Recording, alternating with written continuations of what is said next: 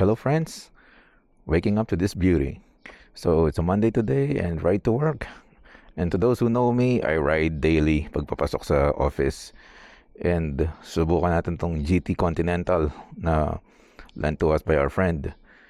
Ngayon, isa to sa mga pinagpilian kong motor eh. Pinili natin yung CB650 dahil na-attempt tayo sa inline 4 and hindi ko sure kung kaya ko i-daily yung Cafe Racer. So yun ang susubukan natin ngayon. Kaya ba i-daily ang Cafe Racer? So, tara, samahan niyo ako. So medyo makalimlim ngayon. Sana hindi umulan. Subukan natin yung side mirrors natin. Bigat talaga.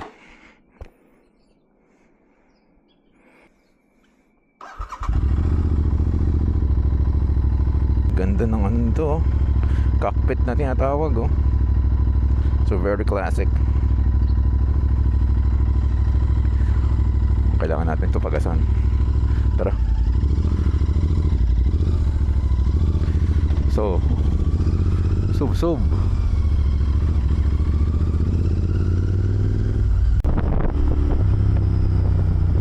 sarap ng handling.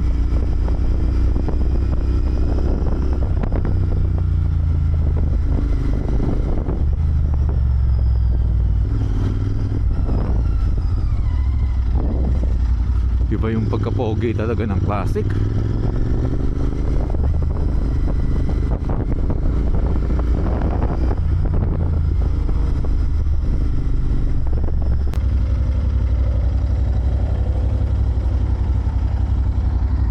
Let's take the time to appreciate this beauty.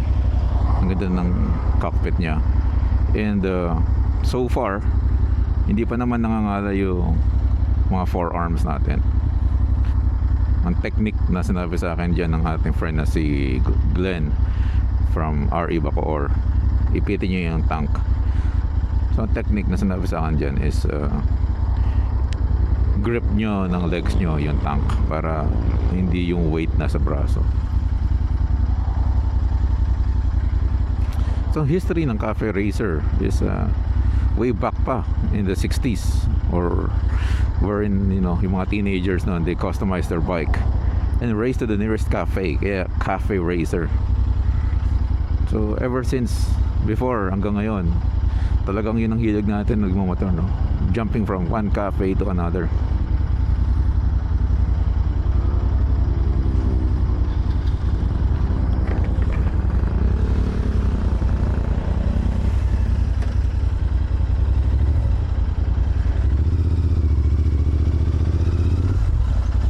Tingnan natin kung makakapag-weave tayo sa traffic with this bike.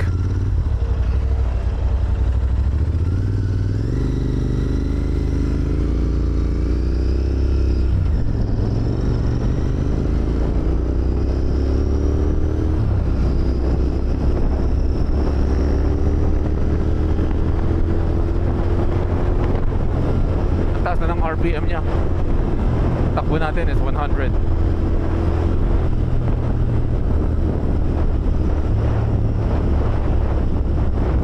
Although it's a Monday today, taas na ng RPM. Although yun, kaya rin mag no hands. Although it's a Monday today, feeling ko walang traffic ngayon kahit Monday dahil tomorrow is a holiday. So ipit eh. I'm sure maraming naka-leave ngayon.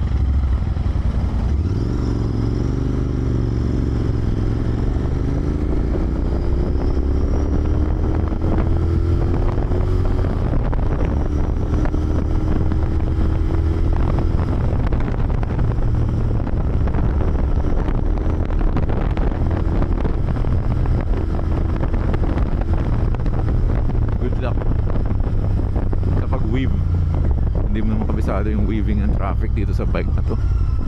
Tingnan natin.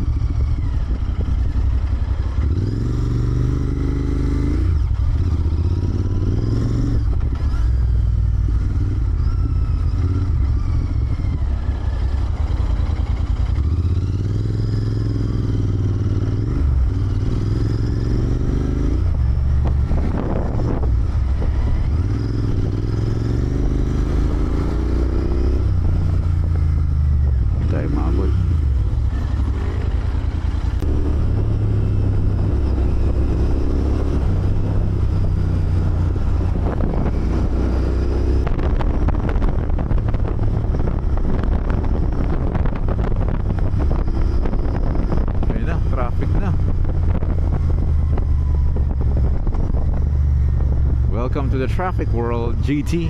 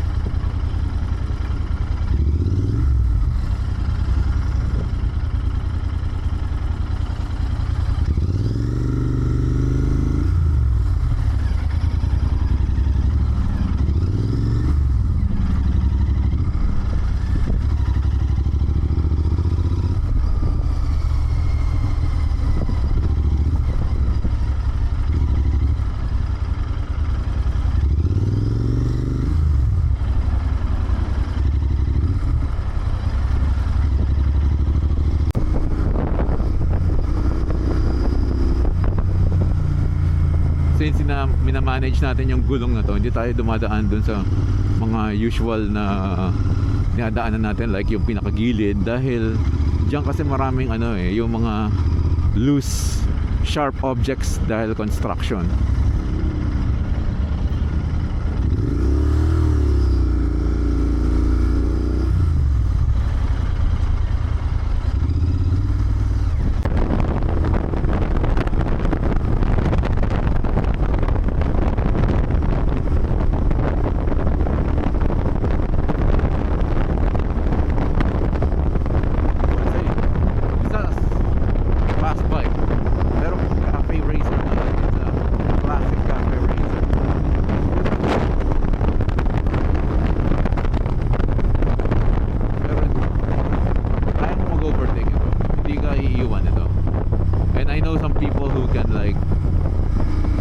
With liter bikes kaya sumabay kasi at the end of the day nasa Indian yan wala sa pana.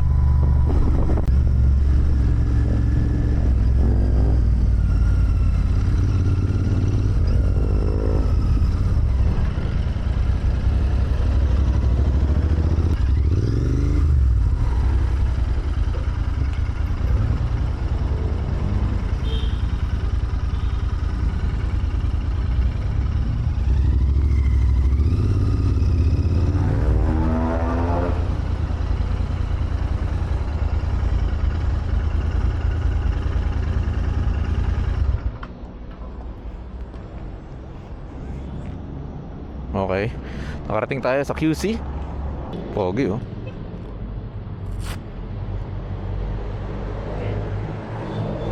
So guys, andito tayo ngayon sa Starbucks Tomas Morato.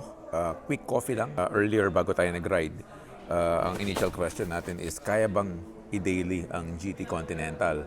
And after ng ride na to, masaya ako to say na kaya. Yung initial fear ko or yung worry ko na mga ngalay dahil cafe racer siya, saka yung init ng makina, kaya siyang i-overcome Yung ngalay na initial na fear ko, actually kaya mo siyang makasanayan and considering na Monday traffic pa yun, So ako, masasuggest ko, if you're considering a GT Continental, pwede mo siyang i-daily. So to answer our question before we rode this morning, kaya bang i-daily ang GT Continental? Kayang-kaya. So, well, of course, compared sa CB650, mas madali gamitin yung CB650. Unang-una, sanay na ako doon. Pangalawa, syempre yung seating position niya, upright siya. So, if I have the privilege and luxury to have both bikes in my garage, ang magiging siguro role ng mga bikes na yun, yung CB ko, yun yung daily ko, at saka for long rides.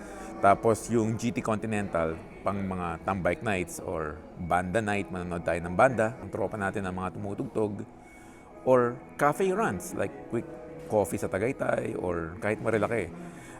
Pwede yung GT Continental. Pag long ride, CB. Ayan. Or daily ride, CB. Shout out kay Pastor Ian for lending me your bike.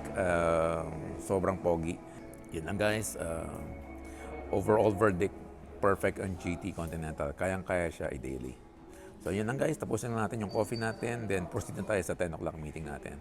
Thanks for watching all. Ride safe and rock and ride.